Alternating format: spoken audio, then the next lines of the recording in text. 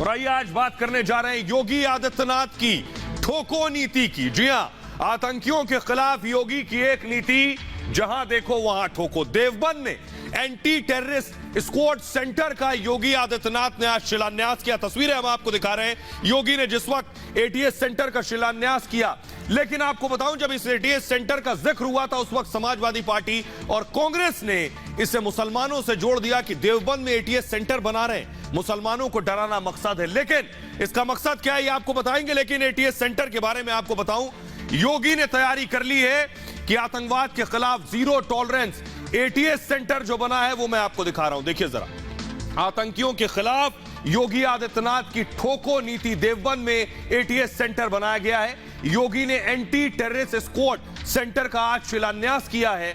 उत्तर प्रदेश में आतंकियों पर लगाम लगेगी इस सेंटर के जरिए और संवेदनशील इलाकों में बाकायदा नजर रखी जा सकेगी। आसपास के जो जिले हैं, 2000 वर्ग मीटर में यह anti terrorist squad centre Deoband में बनेगा। 100 से अधिक कमांडो इसके लिए तैनात किए जाएंगे इस सेंटर पर और कमांडो ट्रेनिंग की पूरी व्यवस्था होगी इस सेंटर पर। यानी इन कमांडोज को बाकायदा ट्रेंड किया जाएगा। एक कमांडो तैयार करने में सोचिए 1.5 करोड़ रुपए का खर्च आएगा एक कमांडो की जब तैयारी होगी।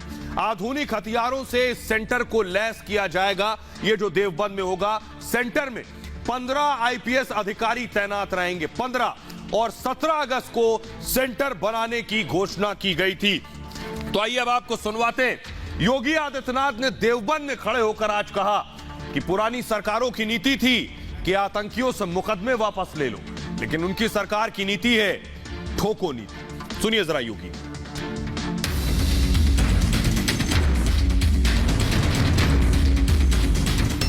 आतंकवादियों को ठोकने के लिए एटीएस का सेंटर बना रहे हैं। पश्चिमी उत्तर प्रदेश में आतंकियों के खिलाफ चलेगी योगी की ठोको नीति। आतंकियों को अब एक नहीं 1000 बार सोचना होगा।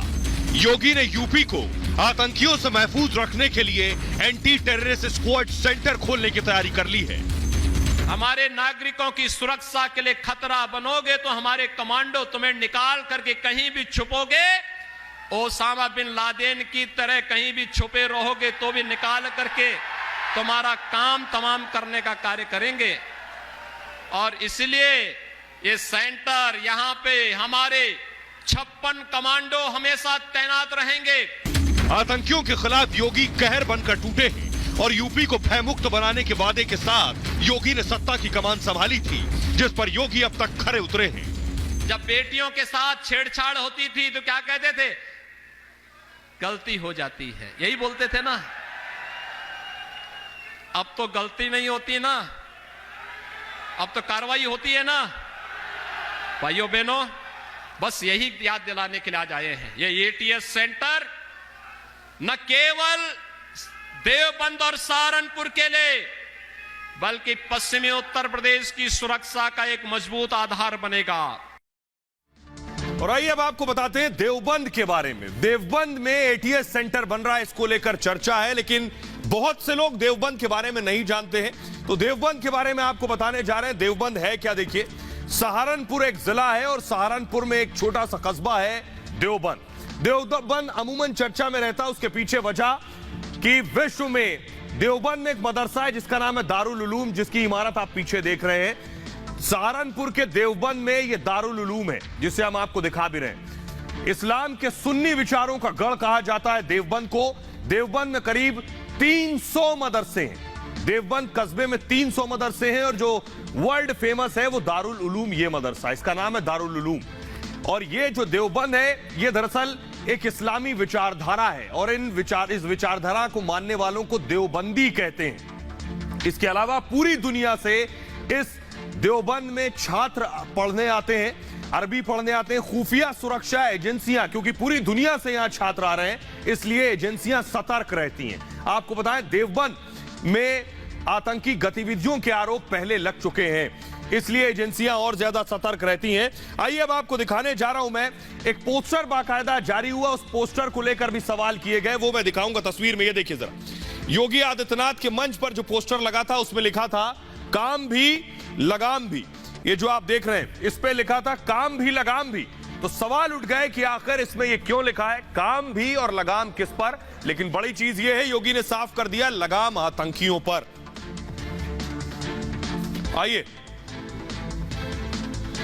अब आपको मैप दिखाने जा रहा हूं कि ये सवाल बेशक किए जा रहे हैं कि एटीएस सेंटर देवबंद में क्यों बना है, लेकिन आपको बता दें सिर्फ ये देवबंद में नहीं बना है। उत्तर प्रदेश के बहुत से जिले आपके सामने देखिए, आपकी स्क्रीन पर आ गए। देवबंद में, मेरठ में, ग्रेटर नोएडा, अलीगढ़, कानपुर, बहराइच, श्रावस्ती, आजमगढ़, मिर्जापुर, वाराणसी, झांसी। तो जो लोग इसे देवबंद से जोड़ रहे थे, जो पार्टियां ये कह रही थी कि देवबंद में इसलिए बनाया जा रहा है एटीएस सेंटर क्योंकि मुसलमानों को डराना मकसद है, वो कम से कम ये नक्शा देख लें उत्तर प्रदेश का, इन सब जगहों पर एटीएस सेंटर बनेगा। इसलिए सिर्फ मुसलमानों को डराकर वोट लेना मकसद है, उसकी पोल कम से कम इस नक्शे के जरिए खुलती है कि एटीएस सेंटर पूरे यूपी में बनाए जाएंगे आतंकियों को रोकने के लिए। आइए अब आपको बताने जा रहा हूं मैं कि आखिर एटीएस सेंटर से फायदा क्या होगा।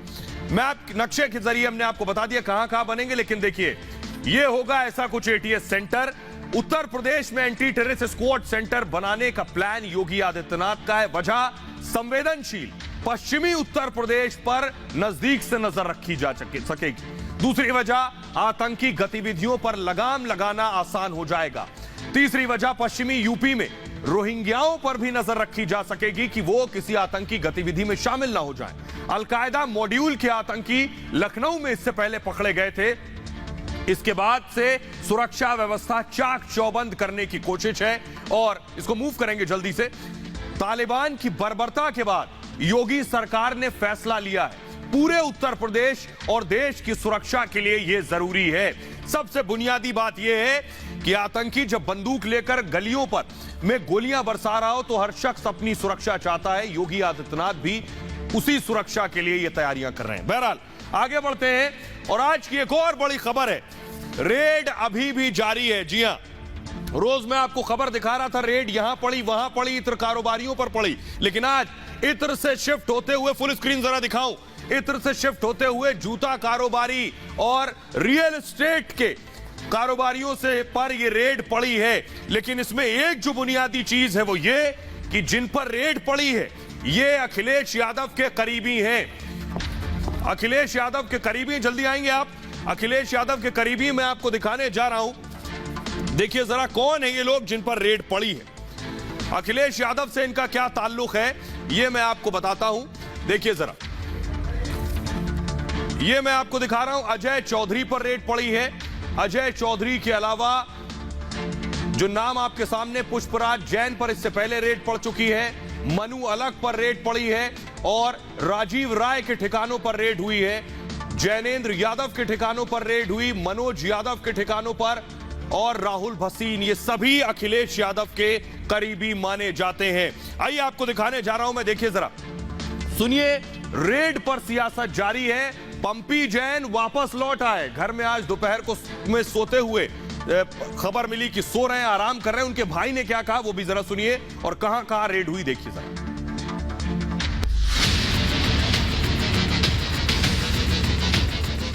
अखिलेश के करीबियों पर आज फिर आयकर विभाग की टीम ने एक के बाद एक ताबड़तोड़ छापेमारी की। दिल्ली, नोएडा और आगरा में 40 ठिकानों पर रेड मारी गई। दिल्ली एनसीआर के बड़े बिल्डर अजय चौधरी पर आयकर विभाग ने शिकंजा कस दिया है। दफ्तर है यहाँ पर अजय चौधरी का, वहाँ पर आप सामने की तरफ देख सकते हैं कुछ एक आईटी के कर्मचारी जो हैं वो यहाँ पर भी मौजूद हैं। ये बैठे हुए हैं सामने की तरफ और ये सभी लोगों के आईटी के जितने भी जो कर्मचारी थे वो आए हुए थे। यहाँ पर जो काम करने वाले कर्मचारी थे उन तमाम लोगों के मोबाइल फोन जब्त कर लिए गए हैं। एक तरफ छापेमारी चल रही है तो छापे पर अखिलेश और मुख्यमंत्री योगी आदित्यनाथ एक दूसरे पर हमलावर हैं। इन्हें छापा मारना था किसी और के यहाँ और इन्होंने छापा मारा अपने, छापा मारना था समाजवादियों के यहाँ लेकिन छापा मार दिया अपने साथी के यहाँ। हमें जेसीबी से दीवार तोड़ करके नोट की गड्डी निकालनी पड़ी थी। आप देखिए, हमने नाम नहीं लिया था, हमने नाम नहीं लिया, लेकिन कहते हैं ना, कहावत है चोर की दाढ़ी में तिनका।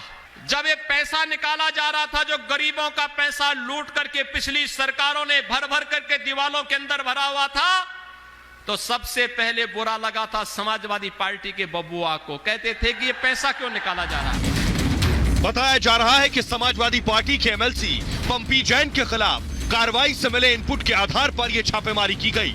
छापे की कार्रवाई के बाद पंपी जैन के भाई अतुल जैन ने कहा है सब कुछ ठीक है। तुम आप लोग परेशान कर रहे हैं यार। परेशान नहीं कर रहे सर। अब शांति से 1-2 दिन बाद सब आइए, सब लोगों को सब कुछ बताएंगे। सब शांति है, बढ़िया है। प्रेस कॉन्फ्रेंस करेंगे या सब बढ़िया, हम बता देंगे सबको बता देंगे। और आइए अब आपको बताने जा रहा हूं, देखिए जरा कहां कहां रेड पड़ी, ध्यान से देखिए। अजय चौधरी जिन्हें इस वक्त आप तस्वीरों में देख रहे हैं, अखिलेश के करीबी हैं, रियल एस्टेट एस ग्रुप के चेयरमैन है अजय चौधरी। एनसीआर के बहुत बड़े बिल्डर्स में से एक है अजय। समाजवादी पार्टी से जुड़े हुए हैं, अखिलेश यादव के करीबी बताए जा रहे हैं। दिल्ली, नोएडा, आगरा के ठिकानों पर इनके रेड हुई है अजय चौधरी के। दूसरा नाम देखिए जरा, दूसरा नाम है मनु अलग। आगरा के बड़े जूता कारोबारी हैं मनु अलग। मनु भी अखिलेश के करीबी बताए जा रहे हैं। स्कूल के दिनों से अखिलेश यादव की दोस्ती रही है मनु अलग से, और मनु की मां का जिस वक्त निधन हुआ था, बताया जाता है अखिलेश मनु के घर गए थे सांत्वना देने के लिए। इसके अलावा अखिलेश के करीबी पुष्पराज जैन, समाजवादी पार्टी के एमएलसी, उन पर और रेड हुई, उनके ठिकानों पर रेड हुई। 4 दिनों तक इनकम टैक्स की रेड चलती रही। किस तरह से सियासी तकरार भी इसके बाद चलती रही। कानपुर से कन्नौज तक कई घंटों तक पूछताछ भी हुई। अखिलेश के एक और करीबी राजीव राय पर रेड हुई, उनके ठिकानों पर छापेमारी हुई। तब अखिलेश ने कहा यह चुनावी रेड है। जैनेंद्र यादव अखिलेश के ओएसडी हैं, उनके ठिकानों पर भी छापा पड़ा। मनोज यादव, मनोज के ठिकानों पर भी छापे की कार्रवाई की गई। राहुल भसीन अखिलेश के नजदीकी दोस्त बताए जाते हैं, राहुल के घर पर भी रेड हुई थी। आइए अब आपको दिखाने जा रहा हूं मैं अजय चौधरी, जो अखिलेश के करीबी बताए जाते हैं। ये है अजय चौधरी, इस ग्रुप के चेयरमैन है। फुल स्क्रीन जरा तस्वीरें दिखाऊं, इनके बारे में मैं बताता हूं आपको कैसे अजय चौधरी फर्श से अर्श तक पहुंच गए। अजय चौधरी, क्या अजय चौधरी सियासी फायदा लेकर आज इतना बड़ा ग्रुप खड़ा कर सके? तो अजय चौधरी के बारे में मैं आपको बताने जा रहा हूं, कैसे अजय चौधरी ने इतना नाम कमाया, कैसे ये मुकाम हासिल किया, और आज अजय चौधरी पर रेड पड़ी, उसके बाद भी सियासत गर्म हो गई। देखिए जरा, आपको दिखाने जा रहे हैं अजय चौधरी हैं कौन। ये तस्वीर आपको नजर आ रही है अजय चौधरी की, और इसी तरह कंस्ट्रक्शन का, रियल एस्टेट का काम है अजय चौधरी का। संजू नागर, जी हां, संजू नागर के नाम से जाने जाते हैं अजय चौधरी। 7 साल में इनकी किस्मत बदल गई। आपको बताऊं, कभी बाइक से चला करते थे ये अजय चौधरी, जिनके यहां रेड हुई है। कहा जाता है कि सियासी कृपा ने किस्मत बदल दी। किसकी कृपा थी ये तो जांच के बाद पता चलेगा। 2010 से 2017 के दौरान जमकर नाम कमाया और शोहरत कमाई। इन 7 सालों में दिल्ली एनसीआर के बड़े बिल्डर बन गए अजय चौधरी। नोएडा में कई जगहों पर कंपनी को प्लॉट मिले हैं। सेक्टर 150 में स्पोर्ट्स सिटी में भी जमीन मिली। दिल्ली के पॉश इलाके वसंत विहार में अजय चौधरी की कोठी है। बताया जाता है गोदरेज, एटीएस कंपनियों के साथ एस का काम है, और नोएडा के सेक्टर 126 में एस का कॉर्पोरेट ऑफिस भी है। इस ग्रुप के कई हाउसिंग प्रोजेक्ट्स भी चल रहे हैं। अखिलेश के साथ रिश्ते सालों पुराने हैं। आइए आपको दिखाते हैं जो रेड पड़ी, वो तस्वीरें मैं आपको दिखाने जा रहा हूं। कई ठिकानों पर रेड पड़ी, बताया जा रहा 30 से 40 ठिकानों पर आज छापेमारी हुई है। देखिए जरा अजय चौधरी, फुल स्क्रीन जरा तस्वीरें दिखाऊं मैं। अजय चौधरी के ठिकाने पर रेड पड़ी। इनकम टैक्स विभाग की टीम पहुंची रेड करने के लिए। अभी भी रेड चल रही है। बड़ी खबर आपको बता दूं कि रेड अभी बंद नहीं हुई है, अभी भी रात को भी रेड चल रही है। खबर यह है कि इनकम टैक्स की टीम गद्दे लेकर, तकिया लेकर, रजाई लेकर पहुंच गई है अजय चौधरी के ठिकाने पर। जिस तरह से पंपी जैन के ठिकानों पर पहुंची थी, उसी तरह से। आइए अब आपको दिखाते हैं आगरा में भी रेड हुई है, वो तस्वीरें दिखाने जा रहा हूं। आगरा की रेड की तस्वीरें दिखाएं। जूता कारोबारी के ठिकानों पर जो रेड हुई है, ये वो तस्वीरें हम आपको दिखा रहे हैं। देखिए इनकम टैक्स की टीम पहुंची है, जूता कारोबारियों पर रेड हुई है, और फिलहाल इनके दस्तावेज, इनके अकाउंट्स खंगाले जा रहे हैं। बहरहाल खबरों में आगे बढ़ते हैं। रेड अभी जारी है और संभव है आगे भी जारी रहे, और इस पर सियासी लड़ाई, वार पलटवार भी चलता रहे। चीनी प्रोपेगेंडा की बात करने जा रहे हैं। चीनी प्रोपेगेंडा पर असली प्रहार कर दिया है भारतीय सेना ने। यह तस्वीर मैं आपको दिखा रहा हूं, जरा फुल स्क्रीन दिखाऊं। चीन का यह प्रोपेगेंडा वीडियो देखिए जरा। चीन ने फुल स्क्रीन आवाज के म्यूजिक के साथ, अगर एम्बियंस के साथ में सुनाऊं, चीन ने वीडियो जारी किया और चीन ने कहा कि यह गलवान का वीडियो है। चीन ने इस वीडियो को जारी करते हुए कहा, सुनिए जरा, चीनी सैनिक अपना राष्ट्रगान भी गा रहे हैं और बता रहे हैं कि गलवान में चीनी सैनिकों ने कब्जा कर लिया है, वहां पहुंच गए हैं। यह वीडियो जारी करके कहा कि नया साल गलवान में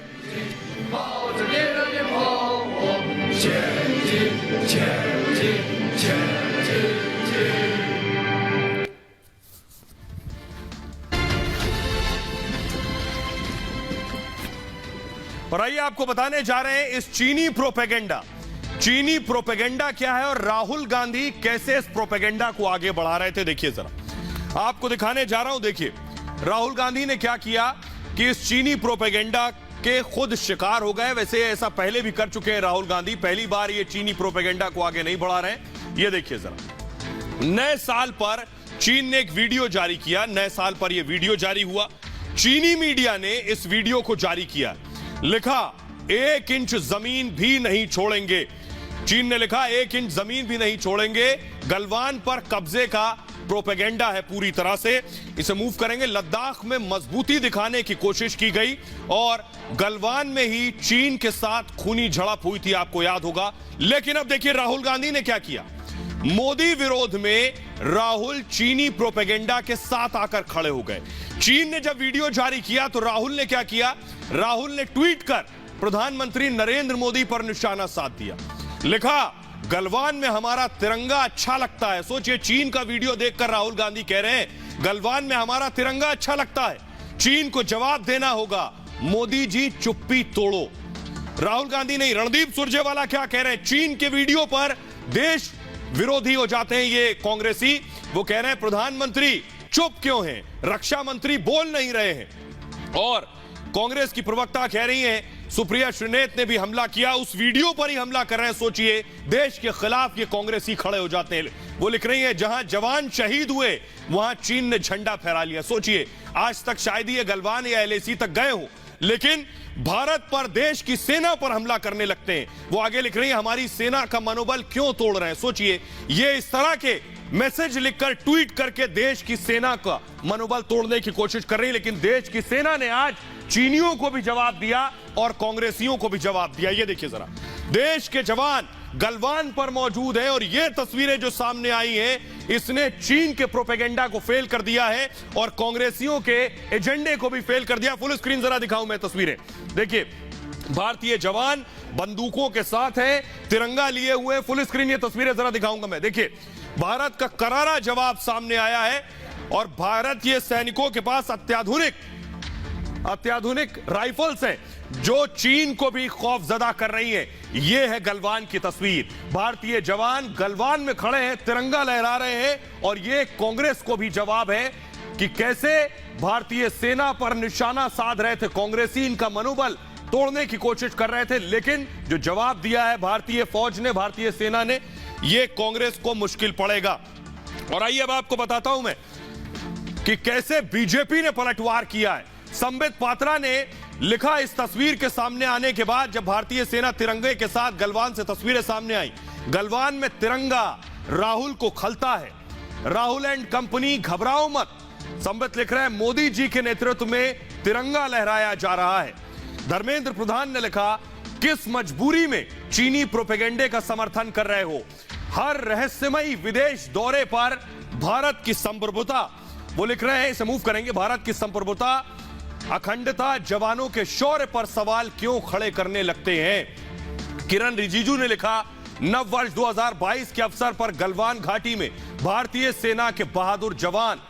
मूव करेंगे इसे, देश की आन बान शान हमारा तिरंगा। कैलाश विजयवर्गीय ने लिखा, गलवान घाटी में ही नहीं पूरे देश में शान से लहरा रहा है। यह राहुल गांधी को जवाब था। आइए अब आपको दिखाने जा रहा हूं, जरा देखिए कैसे कांग्रेस के एजेंडे को पूरी तरह से आज फ्लॉप कर देते हैं। इसे ध्यान से पढ़िएगा, खासतौर पर कांग्रेसियों के लिए ये डेटा जुटा कर लाएं। वीडियो जो हमने आपको दिखाया, वीडियो गलवान का पर भारतीय इलाके का नहीं है। प्रोपेगेंडा वीडियो चीनी कब्जे वाले इलाके का है। यानी चीन के कब्जे में जो गलवान का हिस्सा है उस इलाके का वीडियो है जो चीन ने जारी किया। गलवान घाटी छोटा नहीं बहुत बड़ा इलाका है। एक बात, भारत से लेकर चीनी कब्जे वाले अक्साई चिन तक जो कि फैला हुआ है। और गलवान नदी दरअसल 80 किलोमीटर लंबी नदी है और ये नदी जहां जहां से गुजरती है उस पूरे इलाके को गलवान कहते हैं। अक्साई चिन से ये नदी निकलती है गलवान नदी और एलएसी के पास भारत की श्योक नदी में जाकर मिल जाती है। जहां जहां से नदी निकलती है उसे गलवान घाटी कहते हैं। आपको दिलचस्प बात बताऊं कि 1956 तक गलवान घाटी भारत के कब्जे में थी, भारत का हिस्सा थी गलवान। 1962 में कांग्रेस के दौर में युद्ध के बाद चीन ने गलवान पर कब्जा कर लिया था, तो गलवान के लिए जिम्मेदार कांग्रेस है। कांग्रेस के शासन में गलवान पर कब्जा हुआ था और हमले के वक्त नेहरू देश के प्रधानमंत्री थे। तो पहला जवाब तो कांग्रेस को, राहुल गांधी को देना पड़ेगा। वीडियो में चीनी प्रोपेगेंडा के सबूत छिपे हुए हैं। 1 जनवरी को गलवान में भारी बर्फबारी हुई थी और वीडियो में कहीं भी बर्फबारी के निशान मौजूद नहीं है। गलवान घाटी समुद्र तल से 16,000 फीट ऊपर है। चीन के सैनिक गर्म कपड़ों और जरूरी सामान के साथ नहीं दिख रहे हैं। जो वीडियो हमने दिखाया है, वीडियो अक्टूबर-नवंबर महीने में चीन ने शूट कर लिया था। अब वो प्रोपेगेंडा वीडियो जारी किया और राहुल गांधी और कांग्रेस उसे आगे बढ़ा रही है, जो बेहद शर्मनाक है। आगे बढ़ते हैं। आज की एक और बड़ी खबर है, सूरज चांद भी हिंदू मुसलमान हो गए। जी हां, सरकार ने एक ऐलान किया, निर्देश दिया कि सूर्य नमस्कार करे गए देश के छात्र जो हैं, जो बच्चे हैं स्कूलों में, उसके बाद कैसे कुछ मौलाना इसके विरोध में खड़े हो गए। देखिए जरा सरकार ने क्या निर्देश जारी किया और उस पर एतराज क्या है, ये आपके सामने। सरकार ने आदेश जारी किया, स्कूलों में सूर्य नमस्कार का निर्देश दिया गया। 30 राज्यों में सूर्य नमस्कार किया जाना है। 30,000 स्कूलों को इसमें शामिल होना है, यानी 30,000 स्कूल के बच्चे शामिल होंगे। 1 जनवरी से 7 फरवरी तक यह कार्यक्रम चलना है और 29 दिसंबर को यूनिवर्सिटी ग्रांट कमीशन, जिसे आप यूजीसी कहते हैं, यूजीसी का यह कार्यक्रम है। अब मैं आपको दिखाऊं कि मुस्लिम छात्र छात्राएं, all India Muslim personal law board का कहना है मुस्लिम छात्र छात्राएं सूर्य नमस्कार से बचें। इस्लाम में सूर्य नमस्कार की इजाजत नहीं है, उनका कहना है। सूर्य नमस्कार देशभक्ति नहीं, सूर्य पूजा है। यह कार्यक्रम संविधान के खिलाफ है, यह कहना है all India Muslim personal law board का। सरकार इस फरमान को तुरंत वापस ले। महंगाई, बेरोजगारी जैसे मुद्दों पर सरकार को ध्यान देना चाहिए। अब जरा सुनिए क्या कहना है मौलवी मौलानाओं का, असदुद्दीन ओवैसी का, और उस पर क्या जवाब दे रही है सरकार। सुनिए। देश में एक संविधान है, कोई पर्सनल संविधान नहीं बनता है। अखिलेश यादव जी को नमस्कार करते थे, वो सूर्य नमस्कार नहीं करना चाहते। जो राहुल गांधी जी को नमस्कार करते हैं वो सूर्य नमस्कार का विरोध कर रहे हैं। कोई all India Muslim personal law board के निर्देश पे कोई सरकार नहीं चलती, देश और प्रदेश संविधान के अनुसार चलती। क्या वो सूर्य के बिना एक पल भी रह सकते हैं? उनको अल्लाह मियां भी नहीं बचा पाएगा। हम कतई तौर पर उसकी मुखालिफत करते हैं और बहैसियत मुसलमान हम सिर्फ अल्लाह की इबादत करते हैं। सूर्य नमस्कार का विरोध करने वालों को एक बार नौफ मरहबी के जो एफर्ट्स हैं, उनकी मेहनत है, उसको भी देखना चाहिए। पर ये वही all India Muslim personal law board है जब सुप्रीम कोर्ट ने 3 तलाक को रद्द कर दिया था और कहा था कि संविधान से देश चलेगा ना कि शरिया से, तो शरिया कानून की वकालत करते हुए 3 तलाक को सही बताने का काम all India Muslim personal law board ने किया था। कानून तो नहीं है ना, कानून अगर होगा तो बना दीजिए कानून। आप जब कानून नहीं है तो क्यों कर रहे हैं? अच्छा, अब जो उसमें जाएगा नहीं जाएगा मुझे क्या मालूम। और इन नेताओं को जो तस्वीरें दिखाने जा रहे हैं ये है ऑर्गेनाइजेशन ऑफ इस्लामिक कोऑपरेशन, यानी वो ऑर्गेनाइजेशन जो मुस्लिम मुल्कों से बनी है और उन मौलानाओं को बताना चाहते हैं कि बहुत से मुस्लिम देश हैं। कौन से वो मुस्लिम देश हैं जिन्होंने योग को स्वीकार किया है? आज हिंदुस्तान के उन मौलानाओं को देखना जरूरी है कि कौन कौन से वो मुस्लिम देश हैं। देखिए जरा, दूर मत जाइए। सऊदी अरब में योग को स्वीकार किया गया, मुख्य खेलों की तरह है योग सऊदी अरब के अंदर। यहां के मौलानाओं को एतराज है। योग प्रचार के लिए भारत के साथ MOU साइन किया गया है, जिसे आप मेमोरेंडम ऑफ अंडरस्टैंडिंग कहते हैं। महिला योग टीचर को भारत ने सम्मानित किया जिनका ताल्लुक सऊदी अरब से था। न सिर्फ सऊदी अरब, पहली महिला टीचर को पद्मश्री से नवाजा गया, भारत ने पद्मश्री दिया। पाकिस्तान चलिए, इन मौलानाओं को पाकिस्तान की शक्ल भी देखनी चाहिए। योग लोगों में पाकिस्तान में काफी पसंदीदा है, मुस्लिम मुल्क है, कई हिस्सों में पाकिस्तान के योग हो रहा है और पाकिस्तान योग काउंसिल भी बना हुआ है, बाकायदा खेल के तौर पर स्वीकार करने की मांग हो रही है पाकिस्तान में योग को। संयुक्त अरब अमीरात, जिसको आप यूएई के नाम से जानते हैं, मुस्लिम राष्ट्र है। योगा डे में भारी संख्या में यूएई में लोग शामिल हुए थे। 4000 से ज्यादा लोगों ने योगाभ्यास किया था, सोचिए, और लाफ्टर योग का भी आयोजन किया गया था। इसके अलावा ईरान देखिए, योग एक खेल की तरह है ईरान में भी, लेकिन यहां मौलानाओं को परेशानी है। योग वहां ईरान में काफी लोकप्रिय है,